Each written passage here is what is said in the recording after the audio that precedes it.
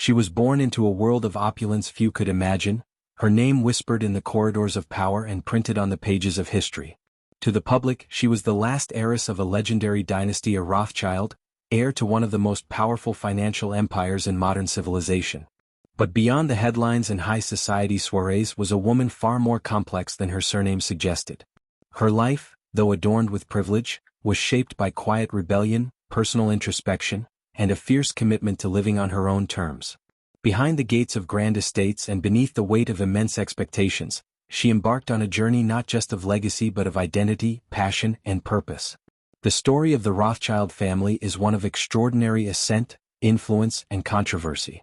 Emerging from the modest confines of the Frankfurt Jewish ghetto in the 18th century, the Rothschilds rose to become one of the most powerful banking dynasties in modern history.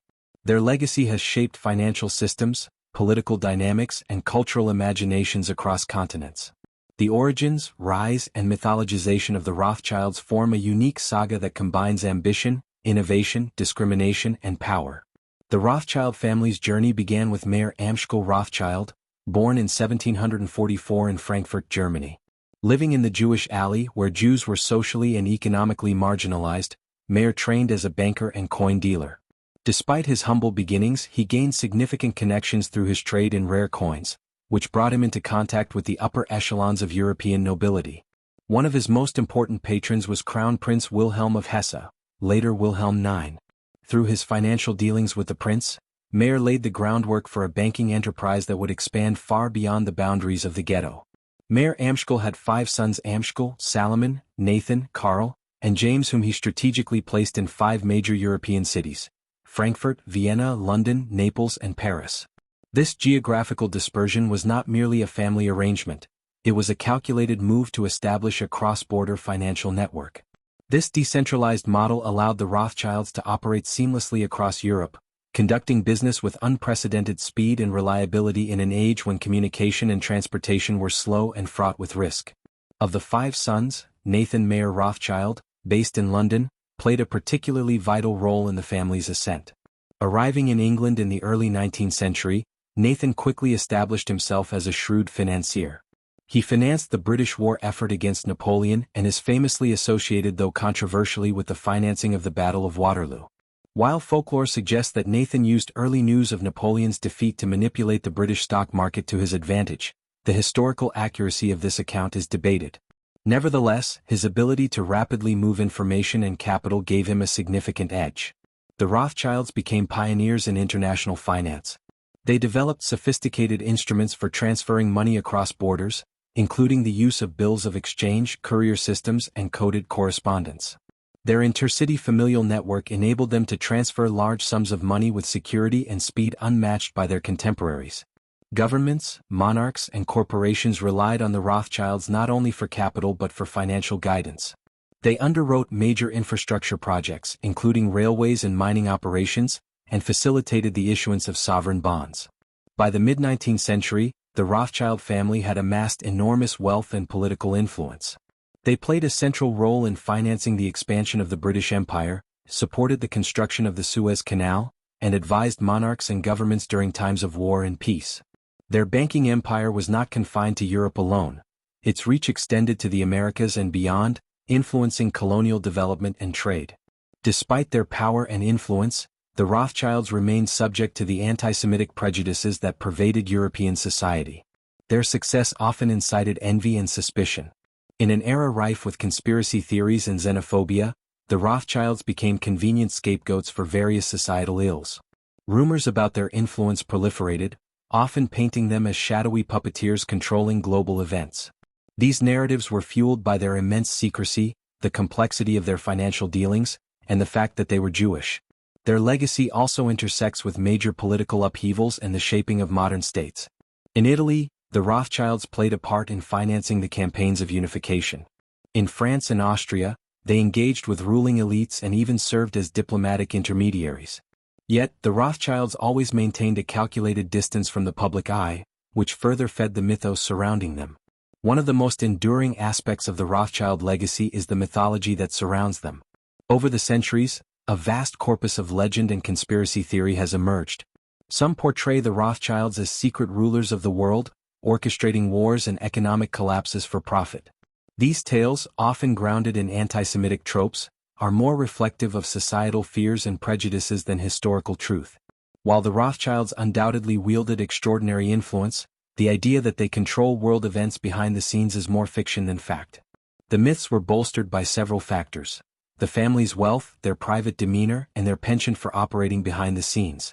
Moreover, the lack of transparency that often accompanies high finance made the Rothschilds an easy target for conspiracy theorists. This image has been perpetuated in literature, media, and even political rhetoric. The result is a dichotomy in public perception: on one hand, admiration for their achievements; on the other, suspicion and vilification. Throughout the 20th century, the Rothschild family's financial empire began to fragment. The decline was not sudden but gradual, driven by factors such as geopolitical shifts, wars, changing financial markets, and internal family dynamics. World War I and World War II significantly disrupted their operations, especially in continental Europe. The rise of national central banks and regulatory institutions diminished the influence of private bankers like the Rothschilds. In the post-war period, many of their banking interests were nationalized or became less prominent. Despite this relative decline, the Rothschilds have remained significant players in finance, albeit in a different form. Today, Rothschild & Co. operates as a global financial advisory group, providing services in mergers and acquisitions, restructuring, and wealth management. The family continues to be involved in wine production, philanthropy, and the arts. Their name carries weight not only because of their historical significance but also due to the continuing relevance of their enterprises. The cultural and philanthropic legacy of the Rothschilds is also considerable. They were avid collectors and patrons of the arts, contributing significantly to museums, libraries, and academic institutions. Their palaces and estates, many now public heritage sites, testify to a period when wealth and culture were intimately intertwined. In England, France, and Austria, Rothschild mansions and gardens remain symbols of the family's enduring aesthetic and philanthropic values. In examining the Rothschild legacy, one must distinguish between myth and reality.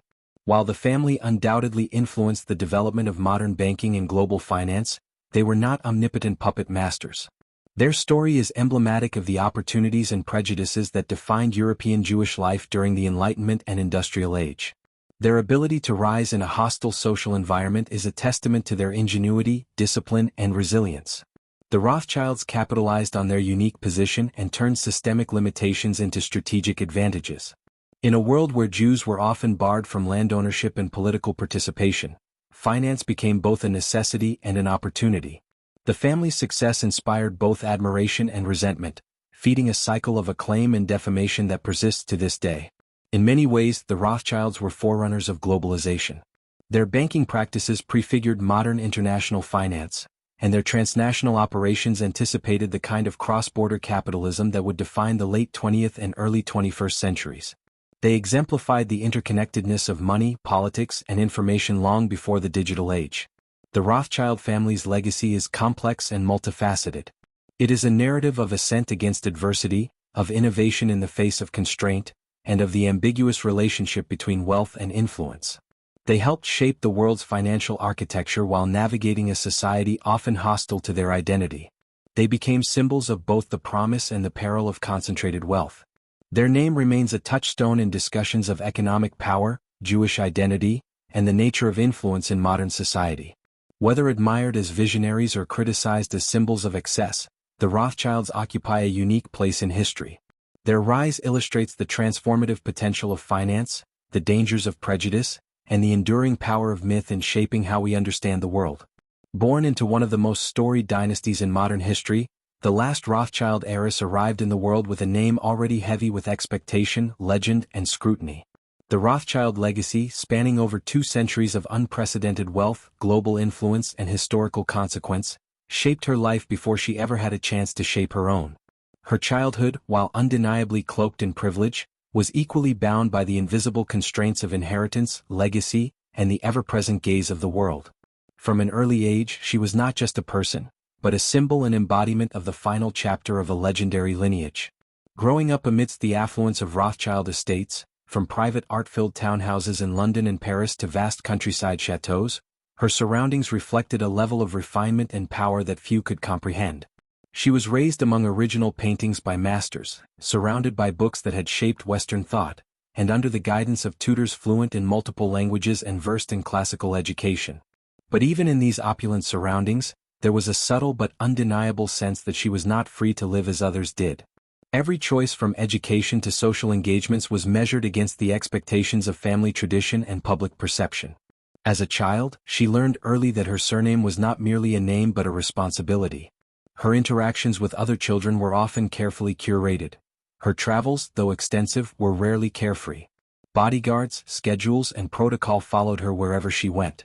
At elite boarding schools and prestigious universities, she was treated with deference, curiosity, and occasionally resentment. There were always whispers about her wealth, her ancestry, and what it meant to be the last of her kind. Friends sometimes wanted her company for the wrong reasons. Some teachers viewed her with reverence, while others seemed to hold a quiet hostility born of class tension. Despite these complexities, she was not oblivious to the advantages her name afforded her. Private jets, exclusive events, summer retreats in villas overlooking the Mediterranean, these were not just vacation luxuries but recurring parts of her life. Yet, with each indulgence came a more pressing burden, the unspoken command to live a life worthy of her ancestry. She was expected to be brilliant, graceful, charitable, and above all, composed. Rothschilds were not allowed to stumble, certainly not in public. Every misstep would echo louder than any success. As she matured, the societal pressures only deepened. Being the last Rothschild heiress meant inheriting not just wealth but history. The family had, for generations, been associated with global finance, diplomacy, philanthropy, and art. They had shaped empires, advised monarchs, and influenced wars and peace treaties. Now, with the 20th century fading and the 21st quickly unfolding, the world asked, what would she do with the layer? She found herself caught between eras. On one side was the expectation to preserve the Rothschild brand, its assets, values, and influence.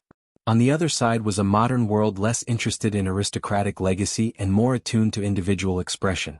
The heiress wanted, at times, to chart her own path, perhaps in the arts, perhaps outside finance altogether, but was often pulled back by her duty to her name.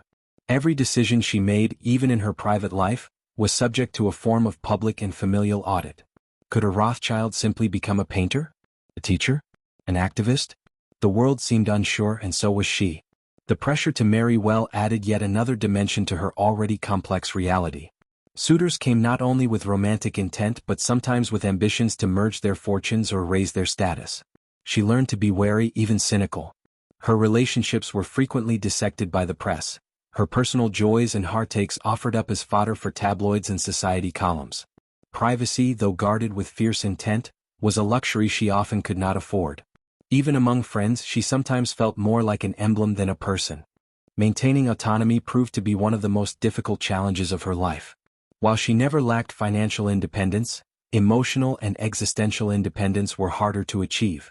The legacy she inherited included vast family archives, cultural institutions, and philanthropic foundations, all of which required her engagement, her signature, and often her public presence.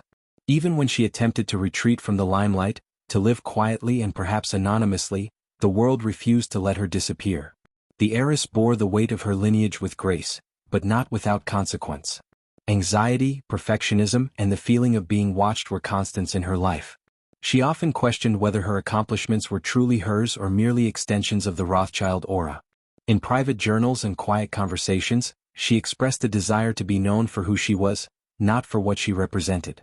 But in the court of public opinion, the Rothschild identity always came first. Throughout her adult life, she remained involved in the preservation of family estates and historical records. She chaired charitable foundations, made significant contributions to museums and libraries, and occasionally appeared at high-profile events. Yet, she often preferred quiet philanthropy to overt displays of power. Her approach was more understated than that of her ancestors, less empire-building, more cultural preservation. She donated to causes that reflected her personal convictions: education, arts, human rights, and environmental protection. Still, the question of legacy haunted her. What does it mean to be the last? When your lineage is so saturated with history, wealth, and meaning, how do you bring closure to something that feels too large to ever truly end? She grappled with this in moments of solitude. The idea that the Rothschild name, once synonymous with modern finance and European power, might fade into a historical footnote unsettled her. She took steps to ensure that family archives were digitized, histories recorded and properties protected. But legacy, she knew, was not just about preservation, it was also about transformation. She had to find a way to live her own life while honoring what came before. Media coverage, though less invasive than in her youth, never fully abetted. Documentaries, biographies, and speculative essays frequently examined her life and choices. Even in old age, she remained an object of fascination. People projected onto her their assumptions about wealth, power, femininity, and history. Some idolized her, others resented her. She understood that she could never fully escape the Rothschild image. In time, she stopped trying to fight it and instead embraced a quieter form of leadership, one marked not by declarations but by deliberate action. Her story is also deeply intertwined with the broader narrative of Jewish history in Europe. As a descendant of a family that once defied the ghetto walls to influence empires, she carried within her a deep awareness of the fragility and resilience of identity. Though she was raised in secular luxury, she was not disconnected from the Jewish roots that once made her ancestors outcasts and outsiders. She supported Jewish cultural initiatives and contributed to the preservation of Jewish heritage across Europe. But her relationship to faith and tradition was complex, shaped more by history than by doctrine. As the years passed, she began to withdraw from public life. Not out of defeat or retreat, but out of a desire to live more fully on her own terms. She spent more time in her gardens, with books, with close friends and confidants. She gave fewer interviews and issued fewer public statements. Her life became increasingly defined not by the headlines she made, but by the silence she kept. And in that silence she found a measure of peace. In her final years she remained deeply reflective. She was often seen walking alone through the halls of family estates, gazing at portraits of ancestors whose lives defined entire epochs. She read biographies not just of her family, but of others who bore the burdens of history: queens, revolutionaries, philosophers. In their stories she found echoes of her own. The sense of isolation, of being both admired and constrained, of living in the shadow of greatness. But also the opportunity to shape meaning in the twilight of a legacy. When she passed away, the world took note, not with the shock that often follows celebrity deaths, but with a hushed reverence. There were obituaries that summarized her achievements, tributes from historians, politicians, and philanthropists. Yet, the essence of her life could not be captured in articles or eulogies. It was a life defined by contradiction. Immense wealth paired with emotional isolation, global recognition countered by personal invisibility, historical privilege coupled with profound human vulnerability. She left behind a trail of influence that could not be neatly catalogued. There were libraries and museums she had supported, but also young artists and writers she had mentored in secret. There were business decisions made quietly, foundations funded anonymously, and letters written that revealed a woman far more complex than the image the public held. The last Rothschild heiress lived a life that was both extraordinary and deeply human. She bore the weight of history not as a burden to be cast off, but as a legacy to be understood, refined, and ultimately made her own. She never fully escaped the expectations that came with her name, but she learned to navigate them with resilience, intelligence, and grace. In a world obsessed with spectacle, she embraced subtlety. In a lineage famous for reshaping the world, she focused on preserving it. And in doing so, she left behind not just the memory of a dynasty's last chapter, but the quiet power of an individual who found her own voice amid the echoes of history. Born into wealth beyond imagination, the heiress had every reason to retreat into a life of leisure. She could have lived contentedly behind the gates of vast estates, insulated from the harshness of the world. Yet, from an early age, she seemed drawn to something more meaningful. Though her life was filled with privilege, she understood that privilege brought with it a responsibility not to hoard, but to uplift. As the last direct link to a family known for shaping global finance and politics, she recognized that her influence, wielded carefully, could become a force for change. Unlike many who inherit fortunes, she did not treat philanthropy as a social obligation or a means of reputation maintenance. She approached it as a vocation. Her decision to dedicate much of her life to charitable endeavors was neither sudden nor performative. It was a gradual evolution, born from a mixture of empathy, intellectual curiosity, and a desire to realign the power she inherited toward causes she believed in. She wanted to redefine the idea of legacy not merely as wealth passed down through generations, but as the good one leaves in the world.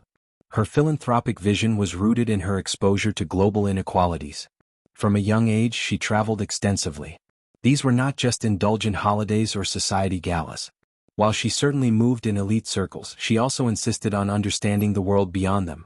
In developing countries, she visited schools built with charitable grants and hospitals underfunded despite overflowing with patients. She spoke with local leaders, activists, and ordinary people whose struggles were foreign to the comfort in which she had been raised. These interactions stirred in her a deep discomfort with the idea that anyone's fate should be determined by birth, be it into poverty or into vast wealth. Initially, her philanthropy took traditional forms. She donated generously to existing institutions, museums, libraries, universities, and cultural foundations. But over time, she shifted her focus toward grassroots movements and underfunded organizations that lacked institutional clout. She believed that true impact came not just from supporting what was already visible, but from lifting what was overlooked. She sought out initiatives that addressed systemic inequality, especially in education, healthcare, and economic opportunity. Her contributions were rarely advertised. She preferred anonymity where possible. This was not out of modesty alone, but because she believed attention should be on the cause, not the donor. One of her signature projects involved creating educational scholarships for students from marginalized backgrounds. She believed education was the great equalizer, capable of shifting generational trajectories. But her scholarships were not limited to elite institutions. They also supported trade schools, community colleges, and vocational training centers. She understood that intelligence and ambition were not confined to any one demographic and that opportunity should not hinge on pedigree or geography. Her approach to philanthropy was deeply informed by listening. She invited activists and community organizers to her homes not to showcase her generosity, but to better understand what resources were needed and where. She resisted the common philanthropic mistake of assuming that wealth came with superior wisdom. Instead, she partnered with those who had lived experience, deferring to their expertise while offering her support. This approach earned her respect in circles that were often skeptical of aristocratic benevolence. Her efforts were seen not as charity from above, but as collaboration among equals. In the realm of social justice, she became a quiet but powerful ally. Long before terms like economic justice and intersectionality became mainstream, she was engaging in conversations about inequality's root causes. She supported reformative policies and organizations advocating for fair housing, labor rights, and criminal justice reform. While her background could have made her an unlikely voice in these areas, she used her influence to amplify others rather than center herself. She funded think tanks, supported legal defense funds, and backed investigative journalism aimed at exposing corruption and abuse of power. Economically, she remained deeply interested in addressing wealth disparity. Though she was born into a family known for its vast fortunes, she openly acknowledged the dangers of economic concentration. She funded research on progressive taxation, universal basic income, and corporate accountability. She also encouraged the businesses in which she held shares to adopt ethical practices, pressing boards for transparency in labor conditions, environmental impact, and executive compensation. Her activism extended to shareholder meetings, where she used her voting power not just to protect profits but to insist on corporate responsibility. One of her most significant contributions was the establishment of a foundation aimed at supporting cross-cultural dialogue and conflict resolution. She believed that many of the world's most entrenched problems stemmed from the inability of people to understand one another's experiences. Her foundation organized forums, retreats, and workshops where people from opposing sides politically, racially, or religiously could meet in safe and structured settings. These initiatives did not always make headlines, but they made an impact. Former participants spoke of transformative experiences, lifelong friendships forged across divides, and community programs born out of those conversations. Her capacity to bridge worlds came naturally. She moved easily between radically different environments, from art auctions in London to refugee camps in Lebanon, from elite universities to village schools. Her manner was always marked by a calm attentiveness. She never tried to impress, she tried to connect. Her ability to speak multiple languages fluently and to understand multiple cultural norms enabled her to earn trust in places where few others could. In each context, she left a quiet mark, not with grandeur but with sincerity. The more involved she became, the more she realized that her influence was not just in her wealth, but in her access. She could call upon decision-makers, media, and financial institutions. She began to use this access deliberately not to protect her own interests, but to open doors for others. She would recommend a young activist to a media outlet, a startup founder to a venture capitalist, or an educational program to a policymaker. These introductions often changed lives. In this way, she operated less like a philanthropist and more like a facilitator of justice and opportunity.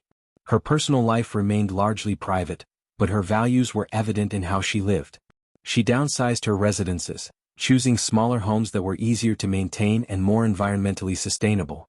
She traveled light and gave away large portions of her wardrobe, art, and even heirlooms, believing that beauty, when hoarded, lost its meaning. Instead, she curated collections for public display, ensuring that future generations could enjoy what had once been locked in family vaults. She made similar decisions with property, turning private gardens into public parks and donating parts of her estate for community use. What distinguished her most was her commitment to long-term change. She understood that philanthropy was not about fixing everything at once but about laying foundations for others to build upon. She rejected quick wins and flashy campaigns in favor of structural, often invisible work. She backed initiatives with timelines of decades, not months. This patience, combined with her network and resources, made her an unusual figure in a culture increasingly obsessed with immediacy. In a world often captivated by the superficial trappings of wealth, she offered a different model, one defined by humility, intentionality, and perseverance. She acknowledged the contradictions in her position, that she was advocating for equality from within a life of immense advantage. But rather than let that paralyze her, she let it sharpen her focus. She never claimed moral superiority. Instead, she embraced a kind of moral accountability. It was this quality rare among the powerful that made her genuinely transformative. Her legacy is difficult to quantify because it was not tied to any one project or building or institution. It lived in networks, relationships, changed trajectories, and restored dignity. It showed in the lives of students who graduated because of her scholarships, in the communities that flourished because of her investments, and in the policies shaped by the ideas she championed. She left behind no grand statue of herself, no personal monument. She didn't want one. Her life's work, she often said, was to help build a world where monuments weren't needed, where justice and opportunity spoke for themselves. And perhaps her greatest contribution was the example she set, that influence, when guided by empathy and integrity, can do more than consolidate power. It can heal, uplift, and transform. The heiress, born into a legacy of extraordinary wealth and history, chose not to be overwhelmed by it or defined solely by it. Instead, she used it with purpose, with wisdom, and with heart. In doing so, she offered not just a legacy of impact, but a quiet invitation to reimagine what power can be when it is used not to dominate, but to connect, elevate, and empower. The story of the Rothschild heiress is one of quiet defiance, profound introspection, and lasting consequence. Her life, while rooted in one of the most historically influential families in modern history, unfolded not as a mere extension of the Rothschild legacy, but as a deliberate reflection on its meaning and place in a rapidly changing world. To understand her impact is to understand not just a woman of singular influence, but the very essence of what it means to inherit a legacy shaped by centuries of wealth, power, and global consequence. Her existence marked the closing chapter of a lineage that once held sway over nations, economies, and ideologies, and yet, through her actions, she ensured that the Rothschild name would not simply be remembered for its past, but for the values it continued to inspire. The Rothschild family had long stood as a symbol of financial innovation and unparalleled success. Emerging from the Jewish ghettos of Frankfurt in the 18th century, the family's patriarch, Mayer Amschel Rothschild, laid the groundwork for an international banking empire that would influence monarchies and ministries alike. Through strategic marriages, an intricate web of communication, and an instinct for risk and diplomacy, the Rothschilds positioned themselves at the epicenter of the modern global financial system. They financed wars, rebuilt economies, stabilized currencies, and amassed cultural treasures. But with such vast power came a corresponding burden, a legacy laced with myth, resentment, admiration, and scrutiny. Into this complex inheritance was born the final heiress. As a young girl, she was not oblivious to the reverence and suspicion the name Rothschild evoked. She could see it in the way people reacted upon hearing her surname, in the assumptions made before she ever opened her mouth. She could feel the weight of invisible expectations in every interaction, every academic choice, every career consideration. Unlike many heirs to dynasties, she was not merely the passive recipient of inherited capital. She was the steward of an identity forged over generations.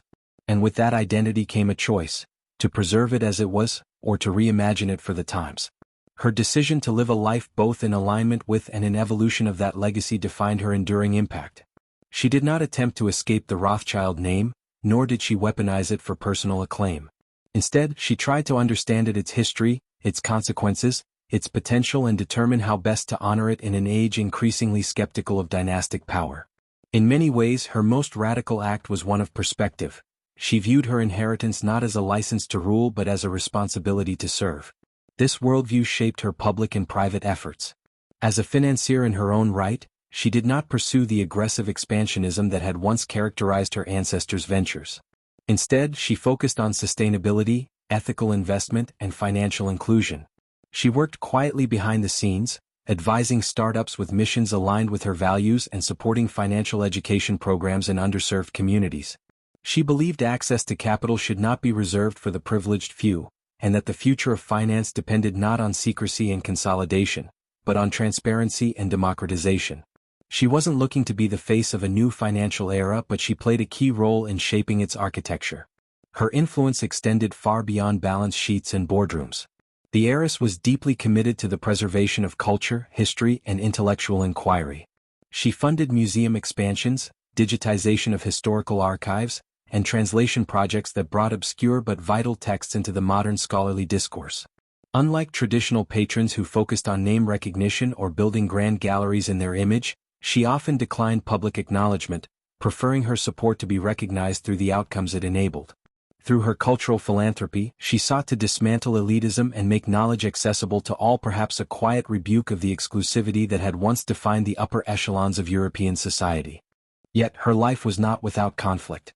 The legacy she inherited came with deep contradictions. On one hand, the Rothschild name was synonymous with philanthropy, innovation, and resilience. On the other, it had been weaponized by anti-Semites, scrutinized by conspiracists, and criticized by those skeptical of inherited power. The heiress navigated this terrain with extraordinary care. She refused to disavow her heritage, even when it was used against her, and remained committed to public truth-telling about her family's role in both shaping and benefiting from the global order. She openly discussed the privileges and injustices embedded in systems of wealth and inheritance. In doing so, she earned the respect of critics and supporters alike. Balancing tradition with personal ambition was perhaps the greatest challenge of her life. The weight of family history, its expectations, rituals, unspoken codes was immense. From childhood, she had been surrounded by reminders of what had come before. Portraits of banking magnates, family crests carved into walls, ledgers from deals that once stabilized empires. She admired her ancestors' brilliance and resolve but was also keenly aware of the world's evolution. She did not want to be trapped in the echo chamber of aristocratic inertia. Her ambitions, though quiet, were deeply progressive. She aspired not to expand the Rothschild empire, but to humanize it. This balancing act often played out in her personal decisions. When choosing educational paths, she selected institutions not because of their prestige, but because of their values and intellectual rigor. In relationships, she gravitated toward people who challenged her rather than simply admired her. In her friendships, she favored authenticity over alignment with class or status. These decisions frequently brought her into tension with the more traditional branches of her family and their long-standing customs. But she remained resolute. For her, the purpose of legacy was not conformity, it was evolution.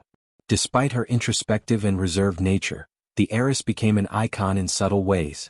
She was invited to speak at conferences on ethics and finance, consulted by governments on philanthropic models, and quietly advised international agencies on strategies for social investment. She served on the boards of global institutions, yet rarely sought the spotlight. What made her influence so enduring was not the volume of her voice but the consistency of her values. In every arena, she modeled a form of leadership that was principled, understated, and rigorously informed. The broader Rothschild family, though now diffused across continents and industries, continued to hold sway over parts of the global financial system. Trusts, foundations, investment houses, and family offices bearing the Rothschild name remained influential players in banking, asset management, and real estate. The heiress maintained connections with these institutions, offering guidance and occasionally challenging their direction. She urged her relatives and colleagues to align financial success with social responsibility, insisting that the family's true legacy would be measured not by its balance sheet but by its ability to adapt to a world increasingly defined by inequality, ecological crisis, and technological disruption.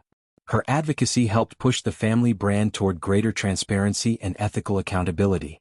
Environmental, social, and governance standards, once viewed as optional, became central to many Rothschild-aligned ventures.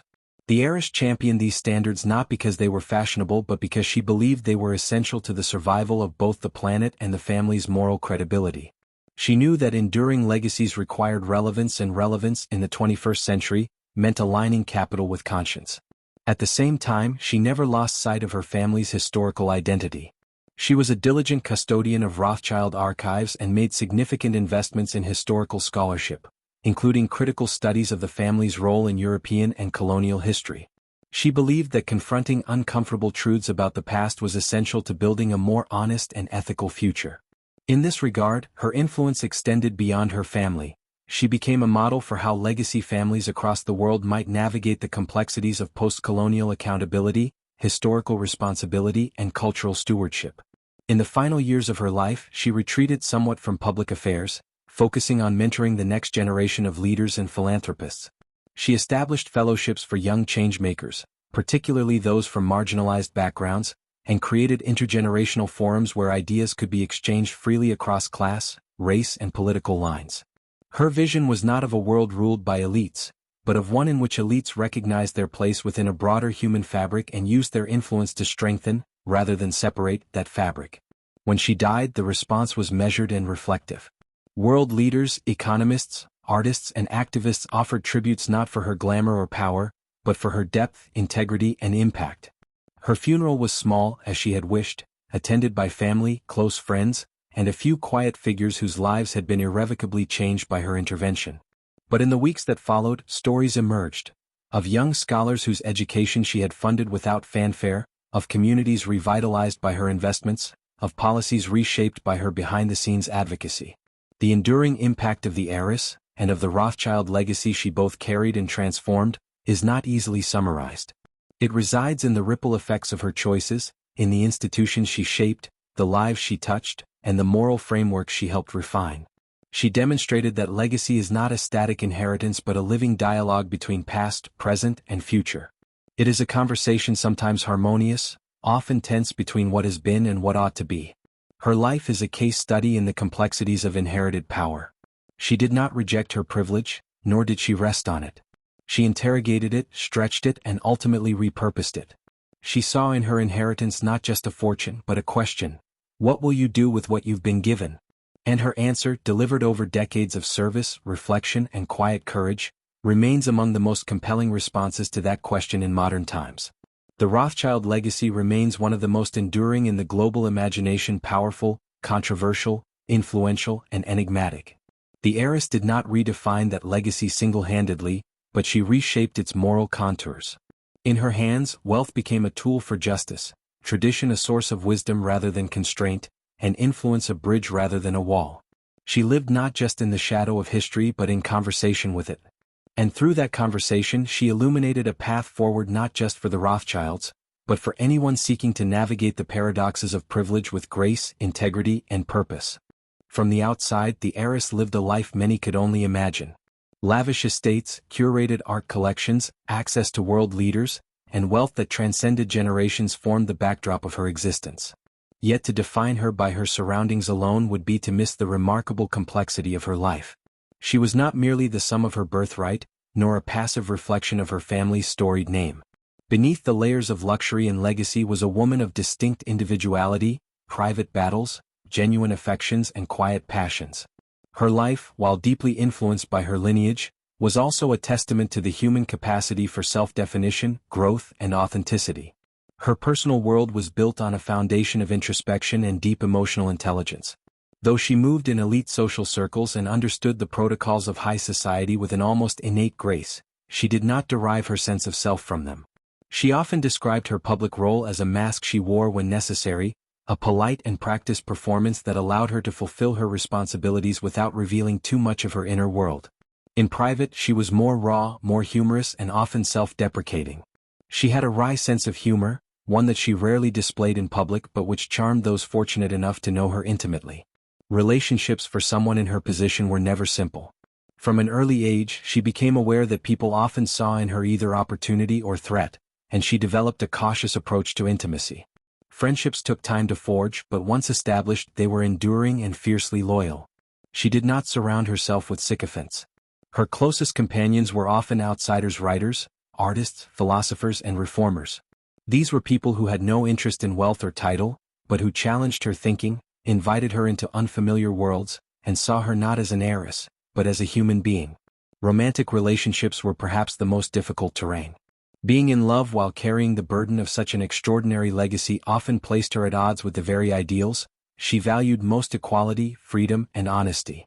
Many partners could not reconcile her independence with her inheritance, nor her desire for a quiet life with the attention her name invariably attracted. And yet, she was not without deep and lasting romantic connections. There were love stories in her life, some known, most kept private, that shaped her deeply. These relationships were marked not by glamour, but by mutual respect, shared curiosity, and a deep emotional connection. Some ended in heartbreak, others in bittersweet acceptance, but each taught her something vital about love, vulnerability, and the courage it takes to be seen fully. Outside the world of responsibility and duty, she cultivated a vibrant array of passions and hobbies that allowed her to express her true self. Music was a constant in her life, not just as a patron of the arts, but as a deeply personal source of joy. She played the piano with great skill, often using it as a form of meditation. Some evenings, when the world's demands quieted, she would sit at the instrument and lose herself in the works of Chopin, Debussy, or Satie. These moments were sacred, untouched by her public obligations. She also found solace in nature. Despite owning stately homes across several countries, it was often in the simplicity of a garden that she felt most at peace. Gardening became a ritual, an act of patience, humility, and creation. Tending to plants, observing the slow rhythms of growth and change, gave her a sense of continuity that her otherwise fragmented life sometimes lacked. She believed there was something deeply grounding in the soil, something that brought her closer to a part of herself untouched by legacy or title. Her intellectual pursuits were just as rich. A voracious reader, she devoured works of philosophy, political theory, history, and literature. She was particularly drawn to thinkers who wrestled with the moral questions of power, justice, and identity.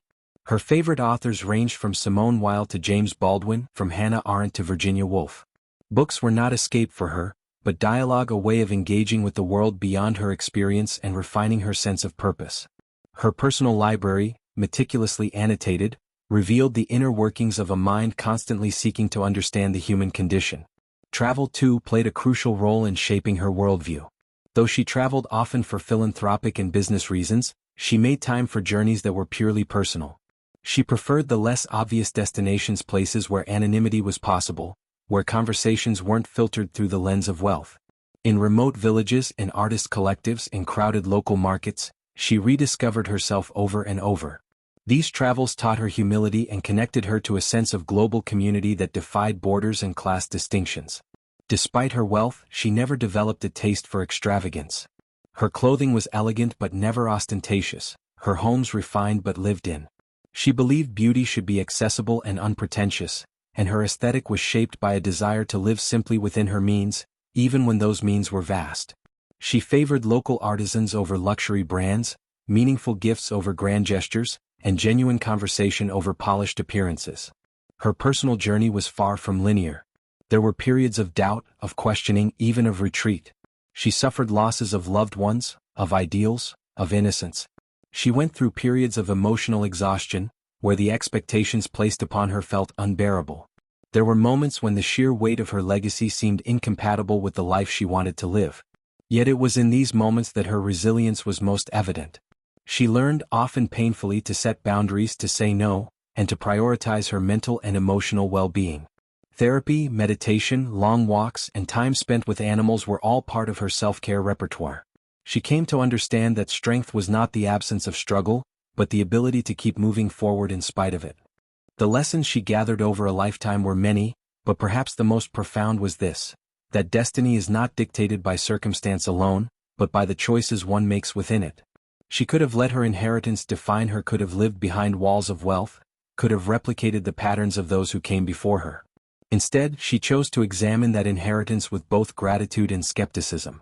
She chose to build a life that was meaningful to her, even if it meant defying tradition, breaking from expectation, or enduring misunderstanding.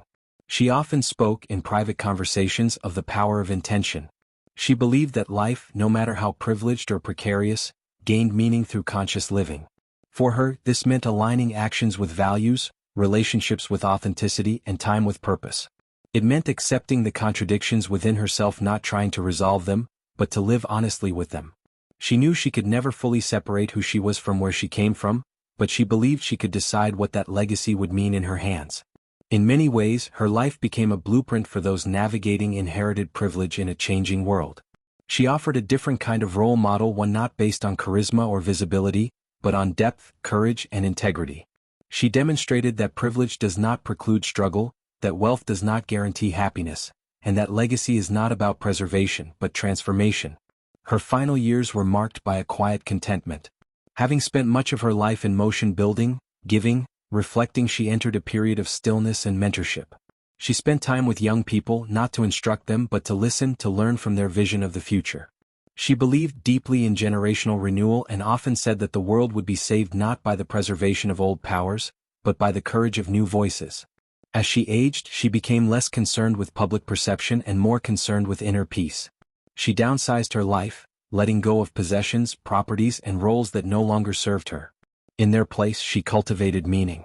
Her days were filled with small rituals: writing in the early morning, preparing meals with close friends, tending to her garden, reading long-forgotten poetry.